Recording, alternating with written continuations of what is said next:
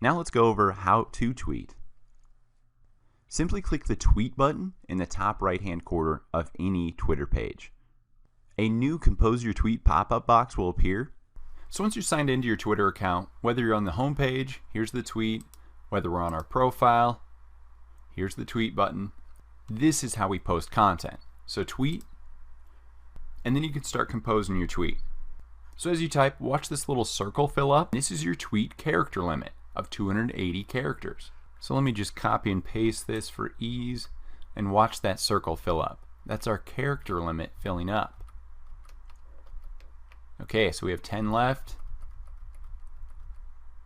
There we go, we're out. So the character limit used to be 140, which I like to compare to a meta description. It's short, concise. I'm going to get my point across in 1 to 2 sentences. So you can put a little bit more content within these 280 character tweets. But still, Twitter is all about quick, short, easily consumed pieces of content, advertising, and so on. So some things we can do with a tweet besides just text. We can upload images or videos. So let's click that button to upload a photo or video. I'll just click one of these. There we go, so we have the photo added. So the nice thing about this photo hasn't taken up any of our tweet content, so we can kind of double dip with a photo. We can not only promote with the text in the tweet, but we could put a call to action within that image as well, or a video we upload. So let's close that. We can also add a GIF. So when you click this, you can search the Twitter database of GIFs. We can poll our audience with this one, add a poll. So in our tweet, I'll ask the question, what course next, students? Change our poll length, days, hours, minutes. Let's just tweet that out. Scroll down, and here we go. We can see our poll. There's 23 hours left until this poll displays the results. Say we messed up, we don't want to actually post that poll yet, just delete that tweet right here. Delete. Now let's go back to tweet. And the last thing is location. Do you want to enable or disable the location where you tweet from? So by default, your location is turned on. This is so you can add information to your tweets, such as your city or precise location. So really have fun with Twitter, but know your audience. These are people looking for snippets of news. That's what Twitter is all about. Quick nuggets of information. I've mentioned in past lectures the service bit.ly.com. I use this to shorten my URLs. Plus, Bitly offers a link click tracking service for free. So not only is it nice that you can shorten your URLs to save on your tweet characters available, but you can also track how many people clicked that link directly from your tweet. So you may be asking, what should I tweet? From our experience, the best results and highest engagement come from tweets that are sharing links to other useful content. The next best thing for us is commenting on trending news. So I mentioned moments. You can click moments and see what's trending, what hashtags are trending. So jump in on that trending news with your own comments. This next idea is also very similar. Use highly searched keywords in your tweets. So you can again use trending topics, trending hashtags, or using Google Keyword Planner, find some highly searched keywords to plant within your tweets. So when people are simply searching Google, they may stumble upon your brand via a past tweet. Another great thing to tweet is retweeting other people's content. So as you can see in this photo here, Mashable's page posted this funny thing about fluffy dogs getting haircuts. Right here is the retweet button, and all that means is that you're going to retweet their post directly onto your page. It gives Mashable credit for the original post, but you're also curating content onto your own page by retweeting it. And finally, lead discussions on topics important to your industry. So like I said, I like to get the conversation going with maybe a poll and then see where most people are leading towards. Maybe they want this type of course. Great. Then let's lead a discussion within that and ask for people's input. Ask for them to comment and reply to your specific question. You can actually use your audience to help build your next product, your next service, your next course. But it's on you to start these discussions and start these engagements with your following and the following of your competition. So another cool feature about your Twitter profile is pinning a tweet to the top of your profile. So to do this, you can see a tweet I had from the past, those same ... just click that and your drop down will appear, and one of the options is pin to your profile page. Pin to your profile means pinning it or sticking it to the top of your profile. So no matter what you tweet, this will be the top tweet. So as you can see, I pinned it, and at the top of my page, tweets, replies, pinned tweet. This moved up to my top tweet, even though it was in the past. Finally, if you want to unpin it, just those same ... and click unpin from your profile page. So some ideas of what to pin to the top of your page. Pin something that's the most important to your brand, such as an upcoming event. Maybe you're running a conference or having a social gathering or a product launch. Pin that to the top so when people come to your brand Twitter profile page, they'll see, oh, right away, hey, there's a cool event coming up. They don't have to scroll through your feed of past tweets to see, oh, there is something coming up. Put the most important thing at the top via pinning. If you don't have an exciting announcement coming out, the next best thing is to summarize your mission or brand and add a call to action, such as a quick description of what your company is about. Click here to check out our website. Then you could use one of those bit.ly links, the shortened URL links, to track how many people actually click that pinned tweet, mission, or summary, or call to action statement that you pinned to the top of your profile. So for calls to action, you don't want to be too salesy. You don't want to push your agenda or promotion too much. 3 tips I like to follow for call to actions include: how can you phrase your tweet to appeal to someone's curiosity? Look at this great HubSpot tweet: 12 secret features to change how you market on Facebook. First of all, top lists always do great. Top 5, top 10 tricks, top 7 ways to excel your marketing.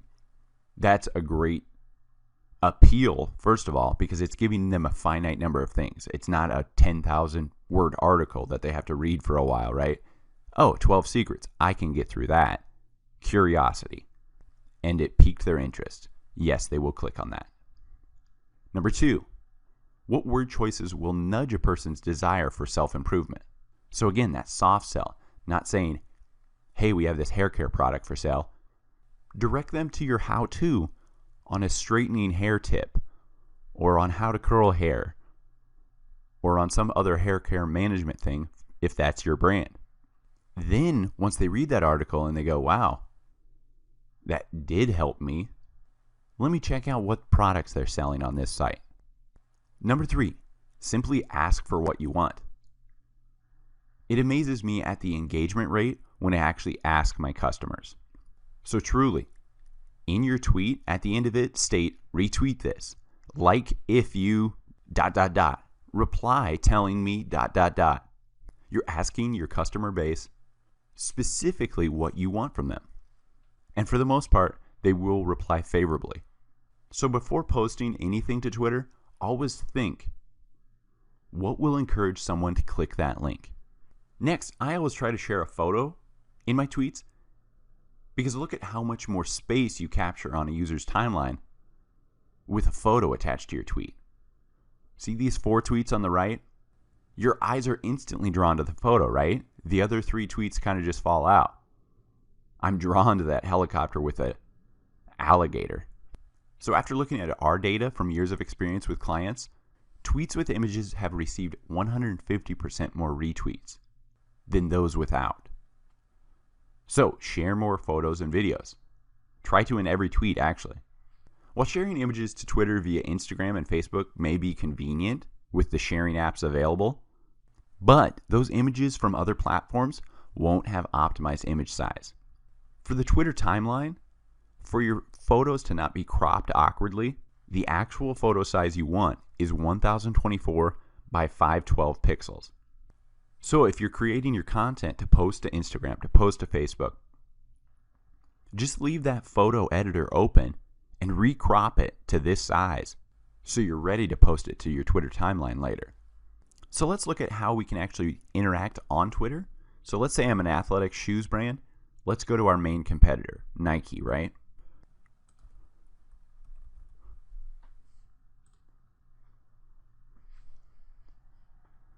So this is a great page. Look at that profile image of their logo and then a lifestyle shot that is branded.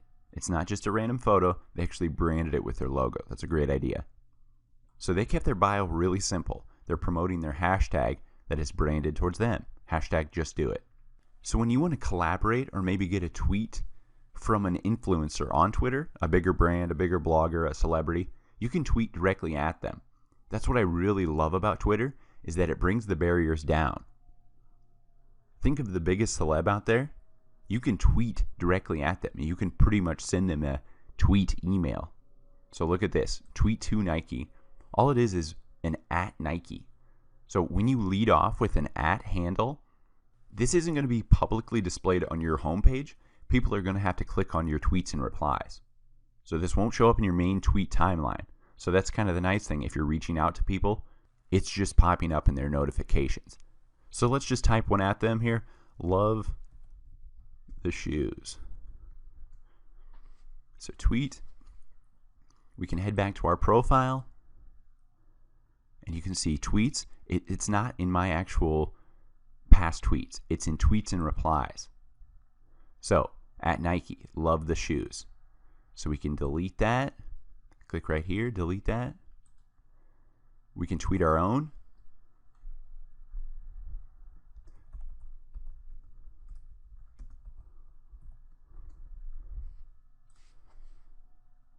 So now that this is tweeted, we can pin it to the top. So now they'll ask if you want to replace any previously pinned tweets. And you click yes, pin. Now let's click refresh on our profile here. And as you can see, it's the pinned tweet. So now we can unpin that. Unpin. Great. Now delete. So let's say we want to interact with other people. We want to get some blogger or brand to retweet our photo. Let's start searching. I'm a fashion brand.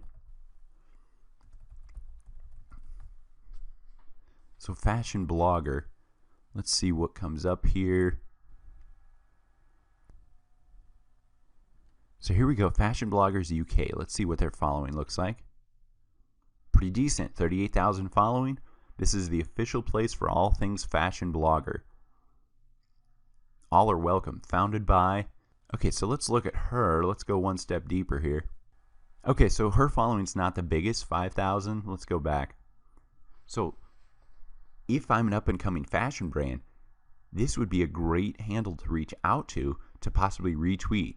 Look, at if this is my purse, maybe they can mention me in their next post. So, two angles is to either A, follow them, then we can tweet at them,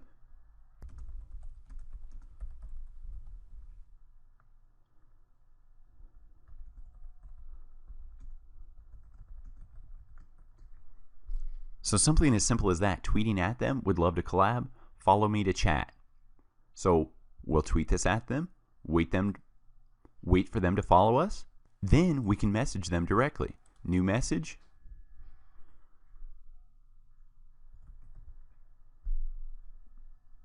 And once they follow us, they'll show up in our people that are following us. Remember, direct messages, we can only message people that are following us. But besides collaborating with other people, when I talk about engagement and growing your own following, let's look at this. They have 38,000 people interested in fashion. If I'm a fashion brand, this is a great link to click because I can look at directly who is following 38,000 people. I can follow them. I can interact with them. Okay, this is somebody to look at here. Right here, I can comment. I can reply to them, talk about how great I love this photo.